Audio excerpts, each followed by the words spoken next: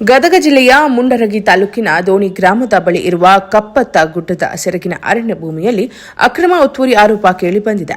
ಕಾಂಗ್ರೆಸ್ ಕಾರ್ಯಕರ್ತ ರಮೇಶ್ ಎಂಬುವವರು ಸುಮಾರು 20 ಎಕರೆ ಅರಣ್ಯ ಭೂಮಿಯನ್ನು ಜೆಸಿಬಿ ಮತ್ತು ಟ್ರ್ಯಾಕ್ಟರ್ ಬಳಸಿ ಒತ್ತುವರಿ ಮಾಡಿ ಲಕ್ಷಾಂತರ ಬೆಲೆ ಬಾಳುವ ಗಿಡಮೂಲಿಕೆಗಳ ಕಾಡನ್ನು ನಾಶ ಮಾಡಿದ್ದಾರೆ ಎಂಬ ಆರೋಪ ಇದೆ.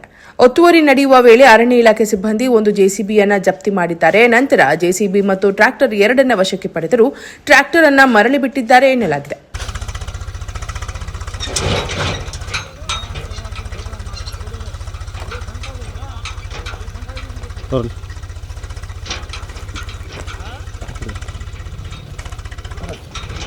ಮೂರು ದಿನ ಕಳೆದರೂ ಮುಂಡರಗಿ ಆರ್ಎಫ್ಒ ಎಫ್ಐಆರ್ ದಾಖಲಿಸಿಲ್ಲ ಎಂಬ ಪ್ರಶ್ನೆ ಎದುರಾಗಿದೆ.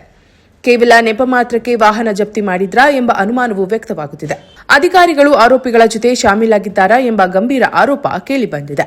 ಸ್ಥಳೀಯ ಶಾಸಕರು ಮತ್ತು ಸಚಿವರ ಪ್ರಭಾವ ಬಳಸಿ ಅರಣ್ಯ ಭೂಮಿಯನ್ನ ಒತ್ತುವರಿ ಮಾಡಲಾಗುತ್ತಿದೆ ಎನ್ನಲಾಗಿದೆ. ಮುಂಡರಗಿ ಹಾಗೂ ಶಿರಹಟ್ಟಿ ತಾಲೂಕಿನಲ್ಲಿ ನೂರಾರು ಎಕರೆ ಅರಣ್ಯ ಭೂಮಿ ಒತ್ತುವರಿಯಾಗಿರುವುದಕ್ಕೂ ಡೋಂಟ್ ಕೇರ್ ಅನ್ನೋ ಸ್ಥಿತಿ ಇದೆ ಎನ್ನಲಾಗಿದೆ. ದೋಣಿ ತಾಂಡ, ಅತ್ತಿಕಟ್ಟಿ, ಸಿಂಗಟಾಯಿನ ಕೆರೆ ಭಾಗದ ಜನರು ಸಹ ಒತ್ತುವರಿಗೆ ಸಜ್ಜಾಗಿದ್ದಾರೆ ಎಂಬ ಮಾಹಿತಿ ಲಭ್ಯವಾಗಿದೆ. ಅಕ್ರಮ ಒತ್ತುವರಿ ಮಾಡಿದವರ ವಿರುದ್ಧ ಕಠಿಣ ಕ್ರಮ ಕೈಗೊಳ್ಳಬೇಕು, ಇಲ್ಲದಿದ್ದರೆ ನಮಗೂ ಉಳುಮೆ ಮಾಡಲು ಅವಕಾಶ ಕೊಡಬೇಕು ಎಂದು ಸ್ಥಳೀಯರು ಆಗ್ರಹಿಸುತ್ತಿದ್ದಾರೆ. ನಮ್ದು ಹಕ್ಕು ಪತ್ರ ಕೊಟ್ಟಾರ, ಗೌರ್ಮೆಂಟ್ ಹಕ್ಕು ಪತ್ರ ಕೊಟ್ಟಾರ, 2 ಎಕರೆ ಆಸ್ತಿ ಕೊಟ್ಟಾರ. ನೋಡೋಣ ಈ ಭೂಮಿಗೆ ಜೀವನ ಹೋಗ್ಲಿ.